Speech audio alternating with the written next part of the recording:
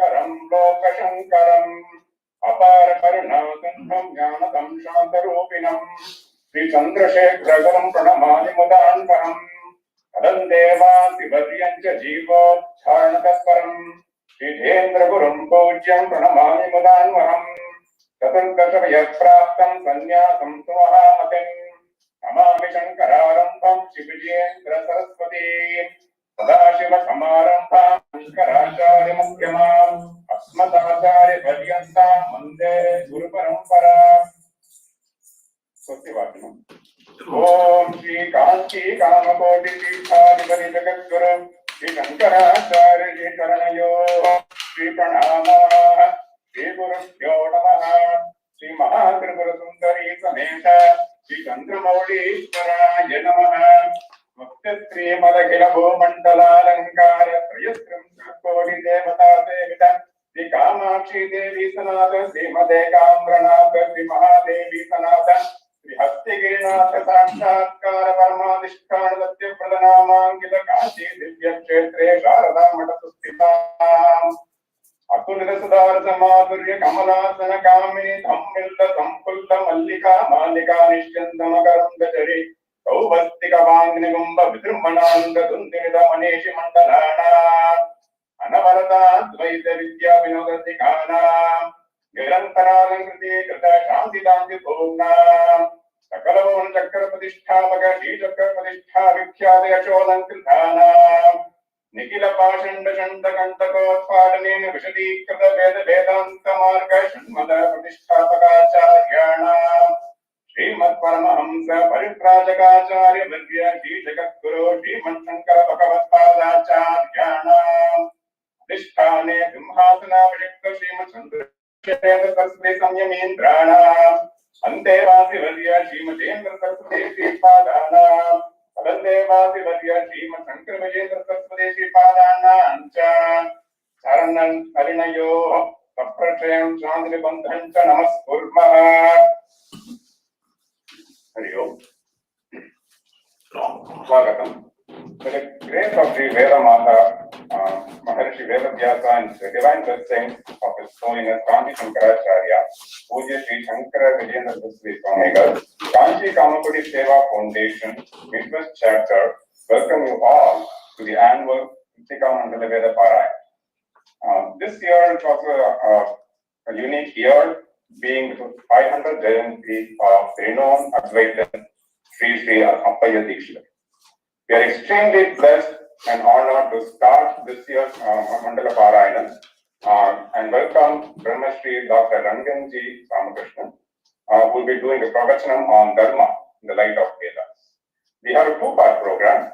We first have the pravachanam of Dr Ranganji, followed by Veda Parayanam by the Vidyarthis of Shruti Ram Gurukulam. A brief introduction on Brahma Shri Dr Ranganji Ramakrishnan.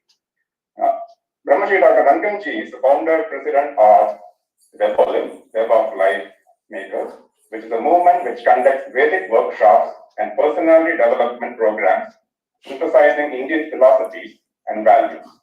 He is an educationalist, spiritual and Vedic guru, Sanskritam scholar, cultural values preacher, Ramayana exponent, poet, author, philosopher, yoga master, and inventor of the Dharma model.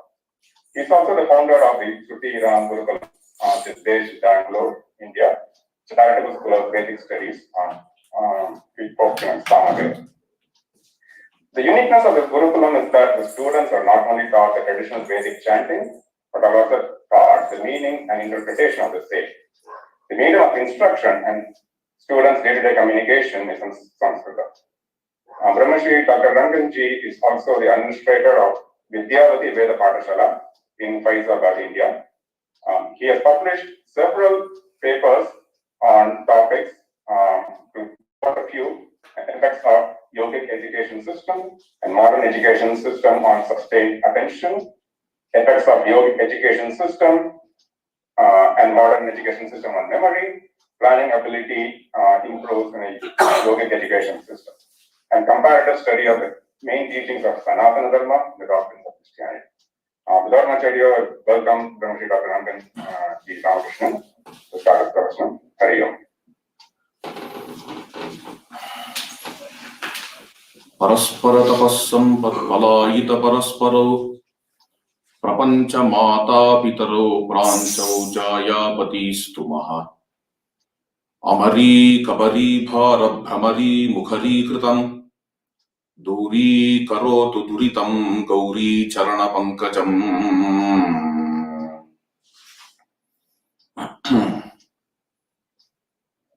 These two shlokas are from a wonderful text of literary criticism, that is Kuvalayananda of Sri Appaya Dikshithar, a great Advaitin. And this year is the 5th centenary Utsava of Sri Appaya Dikshithar,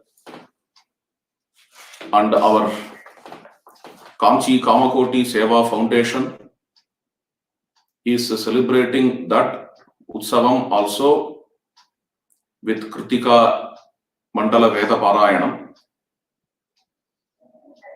Vedic recitation is extremely important. We all know that. Veda is the foundation of Sanatana Dharma, and openly telling that Veda is the foundation of all dharmas. Veda is the seed of whatever is practiced as dharma, whatever is practiced as culture in the whole world. Even Buddhist scriptures, the early Buddhist scriptures glorify the Vedas. Many of us may not know that. In that sense, even beyond Sanatana Dharma, Veda is extolled, Veda is glorified. Vedic culture's amsha is found throughout the world, everywhere. Contribution of Sri Appaya Dikshithar is very great in the field of Advaita and Shaiva Vishishtadvaita. So let us have a glimpse of that for a few minutes before starting today's topic.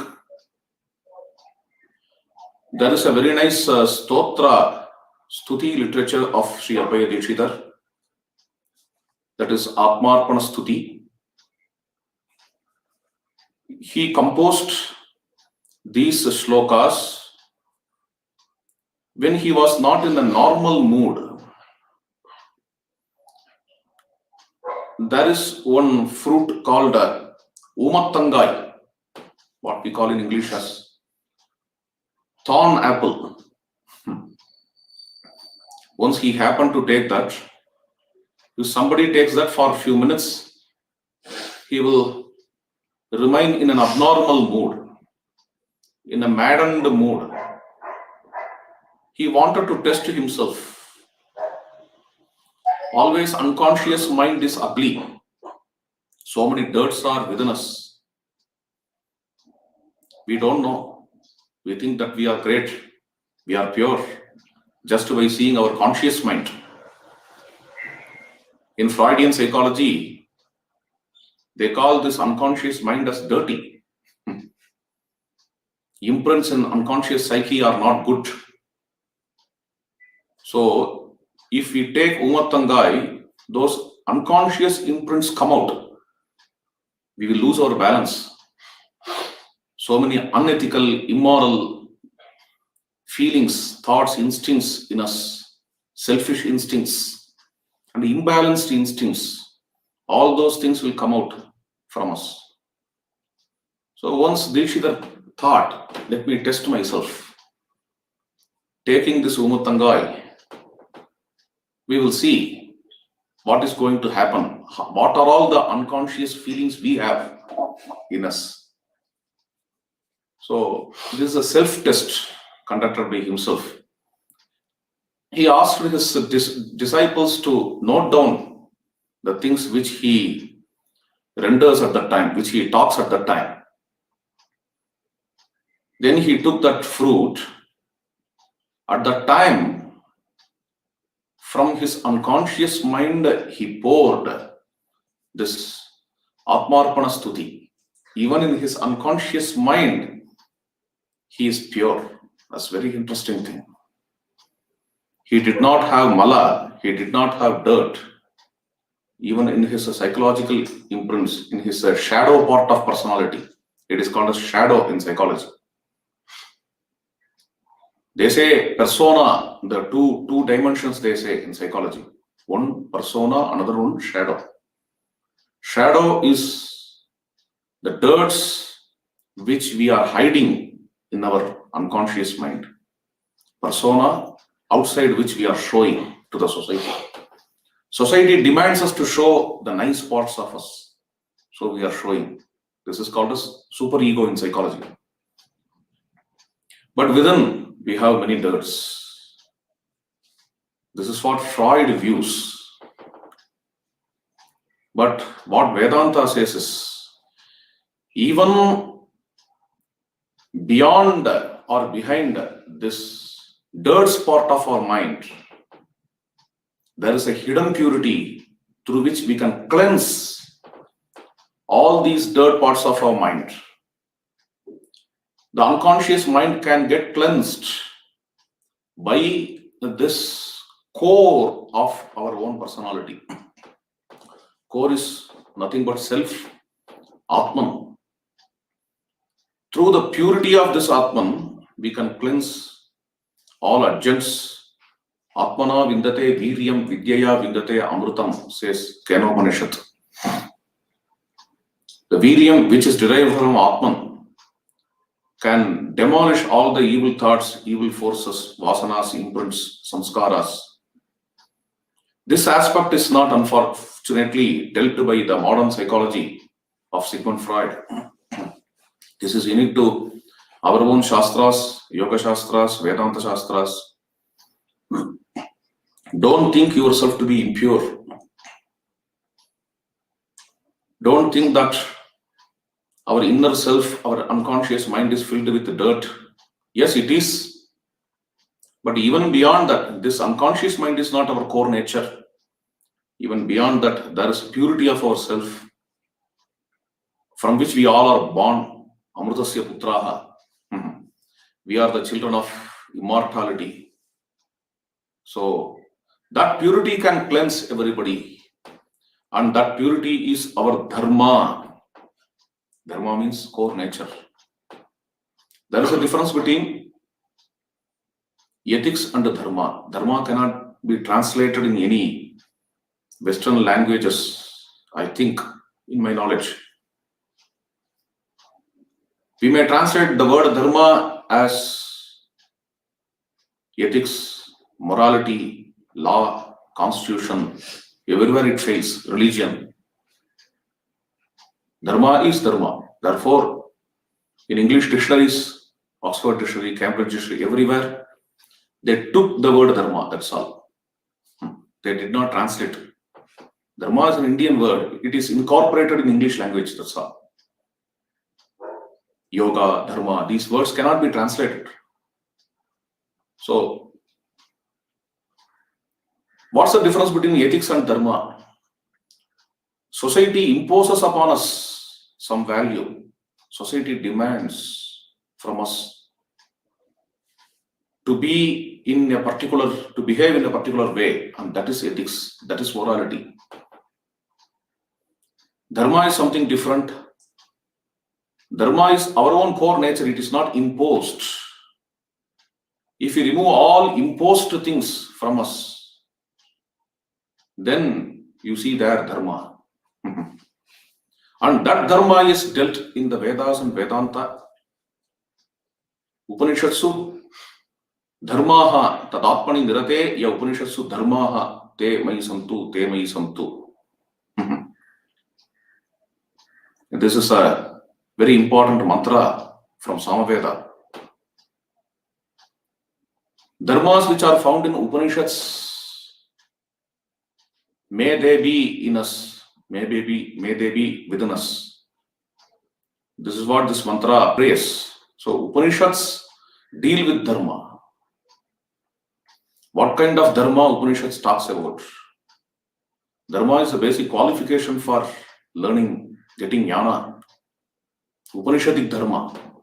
Na virato duscharitat, na shanto, na samahitaha, na shanta manaso vapi pragyane naivam apniyat. Without having a good character, without having a peaceful mind, we can't get self-knowledge, says Upanishads. These kinds of statements are everywhere there in Upanishads. So, self-knowledge demands purity of heart. And this purity of heart is not imposed purity, like law is imposed. This purity of heart is our own core nature. When dirts are removed, we have to get established in this purity of heart. That is why Valmiki Maharshi, while describing Sri Ramachandra's gunas, he uses the word Atmavattaya, Shatamapi Atmavattaya. As he is Atmavan, he has all these virtues. As he is a realized soul, he has all these virtues. Then what does it mean? Values are derived from Atman. Values are not derived here from society. Values are not imposed. Our work is only to remove the dirts in the heart, then the core Atman gets revealed. So, even unconscious mind becomes pure, or unconscious mind ceases to exist. That's all. Manonasha. That is why we see from these great souls, even after having the, having that Umattangai, they are composing various verses on Lord Shiva. Anandabdehe kamapichege ghani bhavamasthaya rupam shaktya sardham paramam umayaga shashwatam bhogamichanne adhvatite suchi divasakrit koti deepe kapardin adye sthane viharasi sada sevyamanaha ganeshaihi. Anandabdihi means bliss of ocean. Ocean of bliss. A huge ocean of bliss which has no starting, which has no end, which is infinite. From this ocean of bliss, Gani Bhavamasthaya Rupam, what a beautiful expression. From this ocean of bliss, some embodiment happens. Gani Bhava. And when we see closely that embodiment, that is Shiva's form. Yate Rudra Shiva Tanura Ghora Papakashini. Even the Veda talks on that form. And that form is extremely auspicious. Shiva Tanuhu. Shiva's form is described as Shiva. Shiva means auspicious. Rudra's form is auspicious. Yate Rudra Shiva Tanu. Aghora. It is not terrifying us. Then it removes our papas. Papakashini. Tayanas Tanuva Shantamaya Girishan Tapicha Kashi. Shantamaya Tanuva. With that auspicious form, O Lord, you bless us. That is how Rudram says. What does it mean? What's the meaning of auspicious form? Even Mahavishnu's form is described like this in Shukla Yajurveda. Kalyanatamam Rupam Tattva Pashyami Yoso Asau Purushaha Sohamasmi. The most auspicious form of Lord Vishnu, who is in the sun orbit, Surya Narayana. What is this auspiciousness? It's nothing but the form which is beyond Prakriti. So, Gani Bhavam, which is beyond matter. Gani Bhavam Asthaya Rupam. Having that form, which is like the butter churned from the thing. So, like that, having that form which is churned from that ocean of bliss. Shaktya Sardham. Lord Shiva is playing with Uma. Uma is nothing but Shakti, the energy. Brahman is playing with energy. Shaktya Sardham Paramam Umaya. For what? Shashvatam Bhodam Icchan. Aspiring the eternal joy. Eternal joy is himself. Okay. It's not an ordinary kind of love, the play of Shakti and Shiva. It represents the eternal joy. Ardha Bhraganamiva, says Brihadaranyaka Upanishad. Inseparable couple Shiva and Parvati. Brihadaranyaka talks about this form, Ardhanarishwara. And he is luminous as crores and crores of sun. Suchi Divasat Krit Koti Deepe Kapardin Adya Sthane Viharasi. O Lord Shiva, you are playing in this way with Parvati Devi. Sada Sevyamanaha, always worshipped by your devotees. This is the meaning of this shloka. Like this, several verses are composed on Lord Shiva in Atmarpana Stuti. We all have heard in Purana, Parvati did tapasya to get Lord Shiva. But Apayadishitar gives a new information. Lord Shiva also did tapasya to attain Parvati Devi. Paraspara tapas sampat palayita parasparo prapancha mata pitarau. They are mother and father of the whole universe. They attained each other by great tapasya. Shiva was waiting in Kailasa. Uma will come, Uma will come. That itself is tapasya of Lord Shiva. Mutual love, mutual respect, mutual affection of this couple is described by Apayadikshita in a very beautiful way. Even though Lord Shiva is Ishtadevata of Apayadikshita, being an Advaitan, Apayadikshita had a very deep devotion to Mahavishnu also.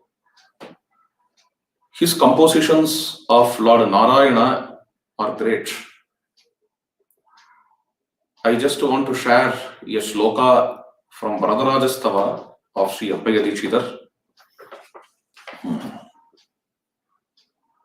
This Varadaraja beautifully describes the concept of the temple of Varadaraja, Lord Varadaraja. Matanga Shaila Manishunga Mahavimane Sopana Parve Chaturuttara Vimshatiriya Tameva Tattva Vitatim Purusho Vilanghege Pashyan Bhavantam Upayati Bhavabhiparam. Matanga Shailam means elephant mountain. Gajendra himself has become mountain in Kanchipuram. Matanga Shaila Manishunga Mahavimana Sopane. 24 steps are there in the temple to go up and have darshan of Varadaraja. According to Apayadikshita, he beautifully brings these 24 steps in his metaphorical description as 24 tattvas of Prakriti. Prakriti has 24 tattvas, 10 indriyas, and then 5 gunas, 5 bhutas, then Mahat, Avyakta, and Prakriti. An entity is of these 24 tattvas. A personality has all these 24 tattvas.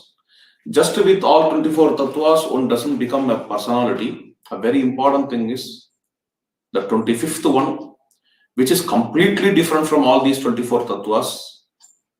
That is why he is not brought under this 24. Sankhya philosophy may tell us there are 25 tattvas. Deliberately, it is not told. 24 is 24, 25th one is 25th one. The distinction between these 24 tattvas and the 25th one is this. 24 tattvas are jada, inanimate. 25th one is a conscious being. 24 tattvas are inanimate. I don't know about what Western philosophy says, but here even manas is inanimate, manas is jada, buddhi is jada, ego is jada. All these things are jadas, not only indriyas. All these things are taken to be jadas, they all are matter. Beyond all these material things, the self remains perfect. The self is the conscious being. One has to transcend all these 24 tattvas to actualize the self. And here also, by transcending, by crossing all these 24 steps in the temple of Varadaraja Swami, Varadaraja Perumal, one has to go inside to see the Lord Varadaraja. The Lord Varadaraja is Purushottama. Here, in this shloka, being a devotee, Apayadishit, though he is a very great Advaitam, in this shloka there is a dint of Visishtadvaitam, because the word Purusha is used for sadhaka. Purusha is not used for the ultimate reality. Purushaha Vilanghe. Purusha here is a sadhaka, is an aspirant. He crosses all these 24 tattvas. Then what happens? He sees you, O Lord Varadaraja. This Varadaraja is Purushottama. Atosmi loke vedeche pratitaha Purushottamaha. And he sees you crossing or transcending Bhavabdhiparam, Samsara Samudra, which has all these 24 tattvas. In this way, Varadaraja's concept is described here in Varadaraja's Stavam of Sri Appaya Dikshitar.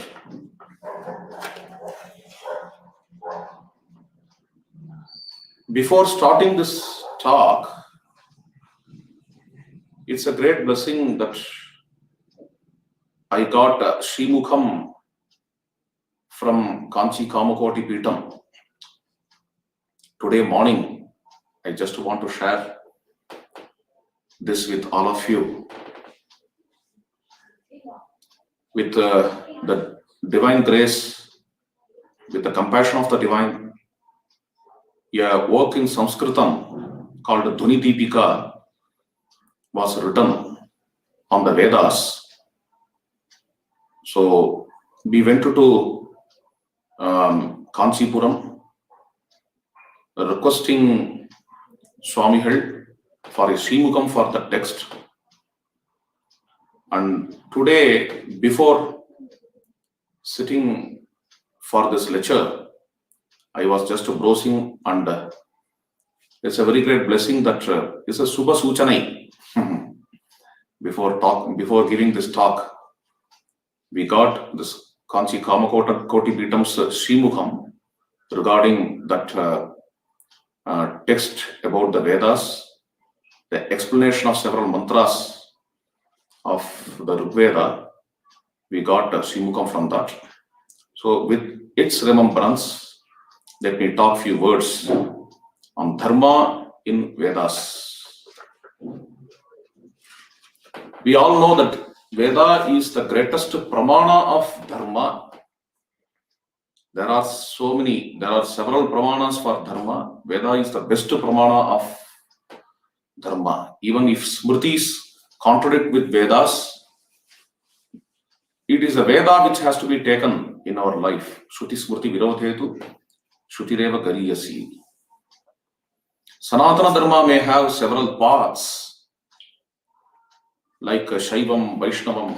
Even in Shaivam, Kashmiri Shaivam, and the Shaiva Siddhantam of Tamil Nadu, Karnataka Shaivam. Even in Vaishnavam, we have Madhva Vaishnavam, Sri Ramanujacharya's Vaishnavam, Vallabhacharya's Vaishnavam, Krishna Chaitanya's Vaishnavam. So many Vaishnavams, so many Shaivams, then Kaumara, Dhanapatya, and Siddhantas, Advaita, Vishishtadvaita, Dvaita. But everywhere, the common thread is the Veda. That's the significance of the Veda. The Veda is a link in Sanatana Dharma. We all call ourselves as Hindus or Sanatanis because we all are believers and followers of the Veda Mata. All scriptures are from Vedas. Vedasya Upabrahmanarthaya. Ramayana says that it has come to explain what is in the Veda. To Upabrahmana. Upabrahmana means to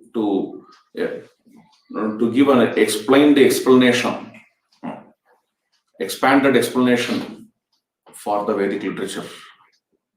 Mahabharata also is proud to call itself as fifth Veda, Bharatam Panchamo Veda. Bhagavatam says if Veda is a tree, Bhagavatam is a fruit of the tree. Nigama Kalpataror Gaditam Phalam. So Puranas, Itihasas, Vedangas, Upavedas, they all rely on the Veda, and Veda is the mother of Hindu culture. Veda is the mother of Indian culture. There are few common links which link India. If we call ourselves as Indians, on what basis we are calling ourselves as Indians? On what basis this land is called as India? Is there any link? Is there any common thread? Because we have diversities everywhere. In religions, in cultures, in paths, in sects, in languages. Everywhere we see the diversity. This nation is a diversified nation with diversified practices, diversified faiths. In all these diversified things, is there anything common that supposing comes? Unity in diversity. We are taught in our schools, unity in diversity, unity in diversity. What is that unity behind all these diversities? Nobody has taught. If you ask in schools, what is unity in this diversity? They may say, we all are Indians, that is unity. It is not enough. What is this Indianness? Can anybody answer? Indian is a sound, that's all. What is this Indianness? In search of the commonality of all these Indians, if we go, is there anything common? Few things are common. Exceptions are always there. Leave them. But few things are common for most of the people in India. Shiva, Rama, Krishna. Shiva is common, Rama is common, Krishna is common, Vishnu is common. Not only this, these are all gods. Principles, Karmatiya is common. Loka samasta sukhino bhavantu. This aspiration is common. Dharma is common. Above all, regarding scripture, Veda, reliance on the Veda, having Veda as pramana is common to most of us in this nation. Veda is pan-Indian. Veda is not constricted to a particular place of India. Everywhere we see the Veda. If you go to UP, in the pilgrims pilgrims like Varanasi, Ayodhya, Prayagraj, in all these places we see Veda Patashalas. If you come to Kerala, there also we see in Trivandrum, in Palakkad, we see Veda Patashalas, children learning Vedas. If you go to Madhya Pradesh, we see Vedas, Veda Patashala in Ujjain. Even starting from Kashmir to Kanyakumari, everywhere Vedic traditions are there. Kids learning Vedas, teachers teaching Vedas, this Veda Parampara is there. Nobody knows when it started. Vedas are beginningless. Vedas are endless. This Vedic stream is flowing everywhere from the length and breadth of this land and linking this land called India. Most of us are Veda believers. Most of us in India honor this Vedic literature.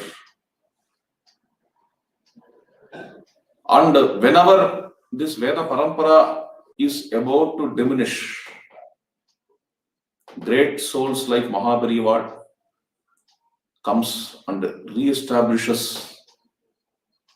When Ranayaniya Shaka is about to diminish,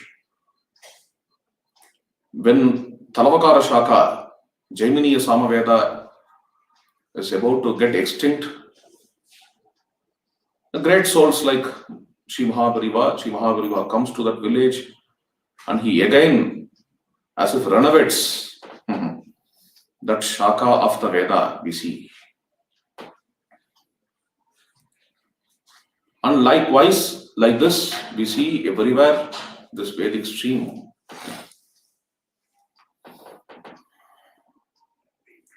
Vedic vibration, in the words of Sri Mahabharata in Daivatin Kural. The sound of Vedas makes a positive vibration, gives a positive vibration. Generally, it is believed in Shastras that the whole world is from some primordial sounds. Even Rigveda talks on that. Even from creation, sound exists. Several things came out of sound. Without vibration, creation cannot come. Therefore, sound is primordial. And what is that sound, if we ask? And that is the Veda. Veda is not taken to be a small book, an ordinary book, or one among books. Vedic sounds are the sources of this manifested world. In this manifested world, we see orderliness. It means that in cause also this orderliness exists. In effect, if orderliness is there, in cause also orderliness exists. If effect is the manifested world, cause is the Vedic sound, then orderliness of this manifested world has to be there in the Vedic sound also. Based on this theory, Mahabharata says, in effect, wherever we see disorderliness, to remove this disorderliness, if we chant the Vedic mantra, if we if we produce that Vedic sound that can create positive vibration and remove that disorderliness. If we have some tsunami or corona, so on and so forth, by chanting of Vedas, we can reduce its effect. And that's the greatness of the Vedic sound. Even in our body, if we have some disease, by chanting the Vedic mantra, we can gradually eliminate that disease. That's the greatness of the Veda. I have experienced this practically. I have seen diseased persons getting cured by Vedic chanting. So that's the significance of Vedic sound. For this reason, Vedic sound has to be preserved. And when we get into the meaning of the Veda, purport of the Veda, to understand Dharma, it is necessary. What is Dharma in the Vedas? Let us start with this. Dharma means nature in Sanskrit dictionary, as I hinted before. In the Rigveda, the word Ritam comes again and again. What is this Ritam? Cosmic order. Cosmos has orderliness, is perfectly set. We have orderliness everywhere. When we start to reflect that orderliness in our own life, This is called as Dharma. Everything is orderly in the universe. When we start to reflect that orderliness in our life, even in Vedic initiation called Upanayana, there is a mantra, Yagum Susti Magnihi Vayuhu, Surya Chandrama Aponu Sancharanti, Tagum Susti Manusancharasau. The course in which sun, moon, Sandhya, water, wind, all these things are treading in the same course. O my disciple, you also tread. This is the order of Acharya, who is giving Upanayana initiation to a Vedic student. So what does it mean? Following the course of grahas, nakshatras, following the course of the earth, following the course of this nature is Dharma. Very famous mantra is there. Surya Chandramasa Viva. Let us follow the course of sun and moon. And this is Dharma. What's the meaning of following the course of sun and moon, following the course of nature? For selfish purposes, we should not harm nature. We should not hurt nature. Namo matre prithivye, maham matram prithivim higumsisham, mama mata prithvi higumsit. This is what Yajurveda says. Nowadays, these theories are very famous. All are celebrating, even UNO is talking about it. We should not harm the mother nature. Nature is mother. In medieval ages, they cursed nature. We came only to rule the nature. That kind of gamand, that kind of arrogance was there. We can enjoy, we can consume nature as we wish. Nature is created for us. This kind of belief was there in medieval history.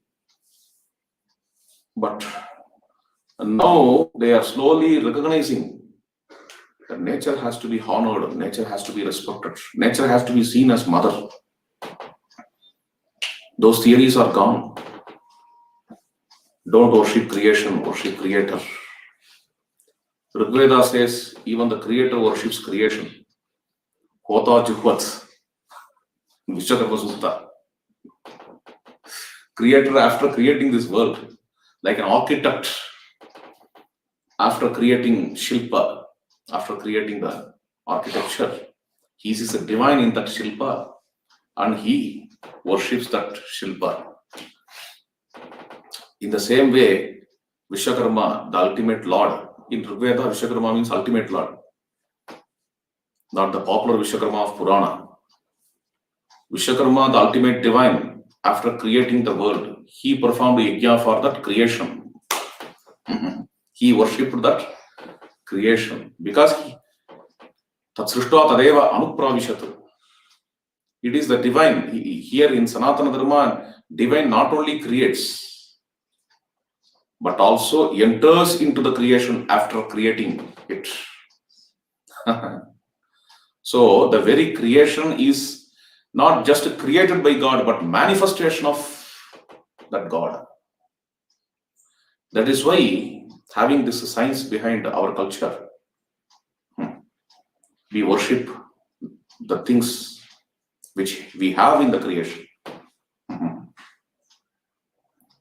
So reflecting this cosmic order in our life, we live a pious life without harming the mother nature. Let me take this mantra, let me translate this mantra. Namo Matre Prithvi. Salutations to the mother earth. Maham Matram Prithivim Higumsisham. May I not harm mother earth. Mama Mata Prithvi Higumsid. May the mother earth not harm us. It's mutual. If I don't hurt mother earth will not harm me. If I don't spoil Dharma, Dharma will not spoil me. Dharma eva hatohanti, Dharmo rakshati rakshitaha. This is mutual. Next mutual thing. If I see the beings around me with the eye of love, they will also see me with the eye of love. Mitrasyaham chakshusha sarvani bhutani samikshe. Mitrasya chakshusha samikshamahe. Mitrasya chakshusha sarvani bhutani. Mitrasya ma chakshusha sarvani bhutani samikshantam. This is also from the Vedic literature. May I see all the beings with the eye of love. May all beings see me with the eye of love. May we mutually see with the eye of love. Long, long ago, the Vedas are talking like this. So, Dharma is the aspiration of universal welfare. Point number one. Point number two, Dharma is any action attuned to the aspiration of universal welfare. Based on this universal welfare aspiration, if somebody does something, then it can be called as Dharma. Whenever we have some egoistic attachment and when we go against the cosmic order, Mother Nature, when we go against the aspiration of universal welfare based on our egoistic clutches, that becomes adharma, says the Veda. Moghamannam bindate aprachetah satyam bravimi vadayit satasya naryamanam pushyati no sakhayam kevalagho bhavati kevaladi. This mantra we see. He consumes in vain, Veda says. Mogam annam bindate aprachetah. That idiot, aprachetah means idiot, just to translate it. That idiot consumes the food in vain. Satyam bravimi vadaha. Let me tell the truth. This food is going to kill him. Na aryamanam pushyati no sakayam. Is because he doesn't share with others.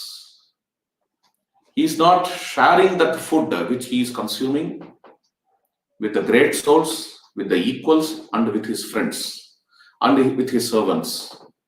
Naryamanam pushyati no sakhayam. Kevalagaha bhavati kevaladi. The one who takes food all alone is consuming his own sin. Aham annam adantam admi. Food is telling, the Veda, food is telling us, my dear, don't think that you are consuming me. It is me who consume you. Adantam admi. That is why I am named as Annam. Adyate atticha bhutani tasmatu annam taduchyate iti. Adyate atticha bhutani. Food is called as Annam because it is consumed and it consumes. How it consumes?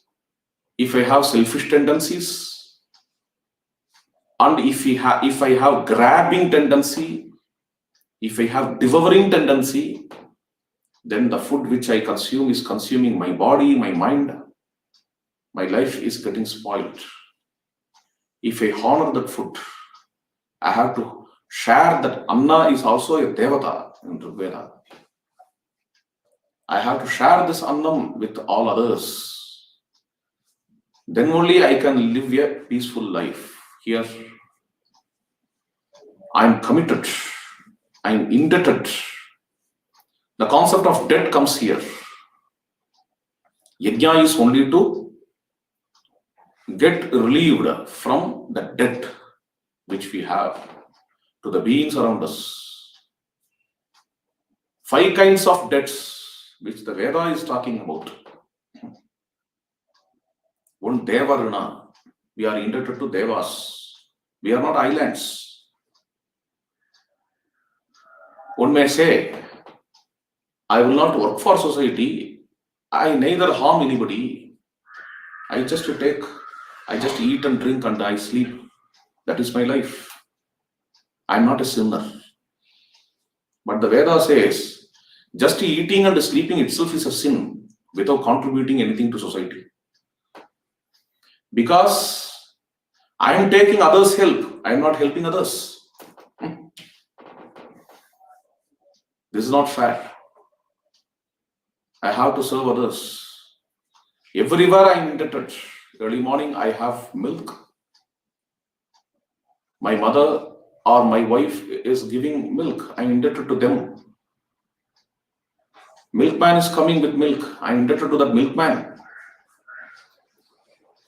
Cow is giving milk. Therefore, I am indebted to that cow. Without cow, deshi cow cannot give milk. So I am indebted to the deshi calf. And then what happens? Without grass, cow cannot give milk. Therefore, I am indebted to grass.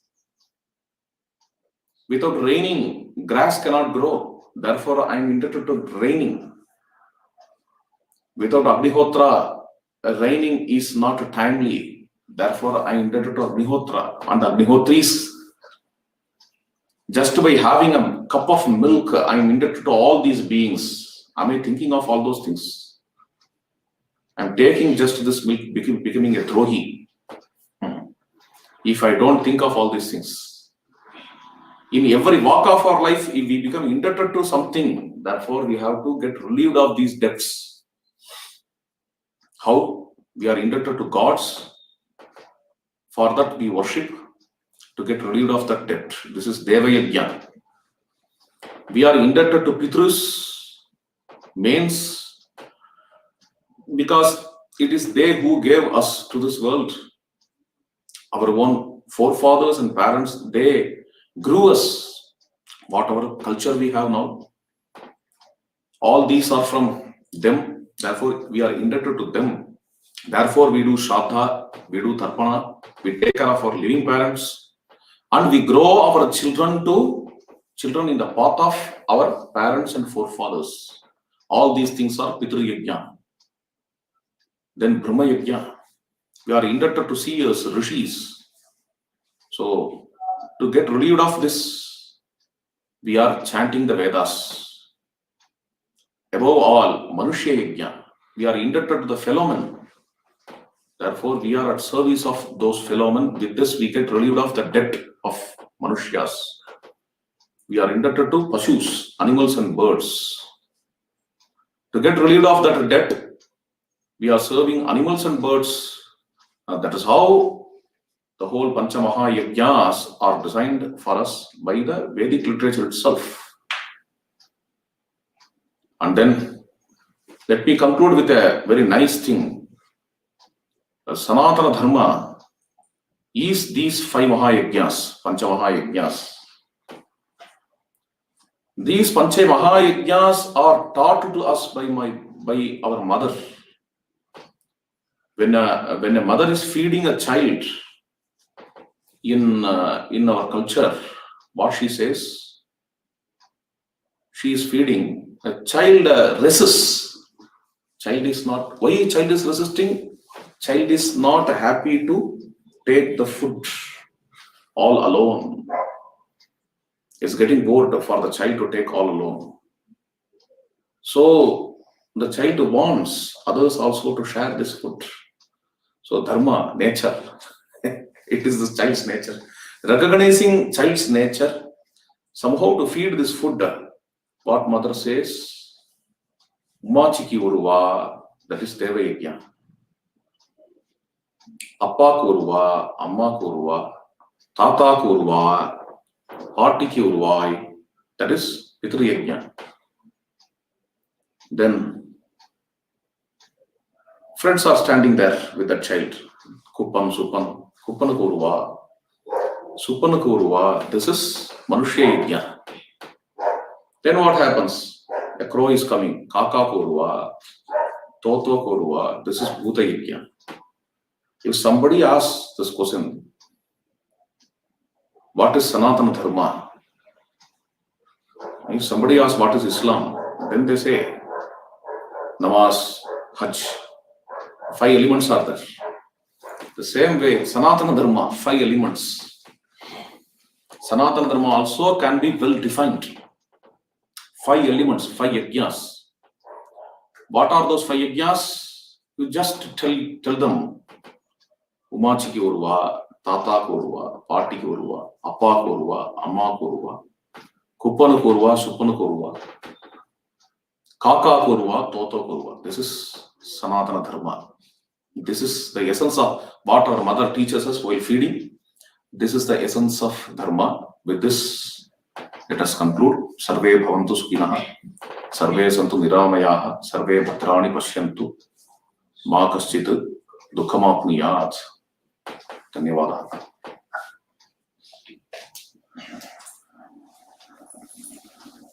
Ram Ram.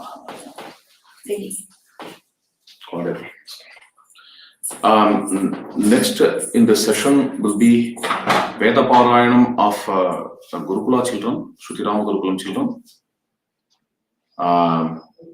Many of them have gone to their house due to Corona. Those who are staying here, they will chant. Ram Ram Ram.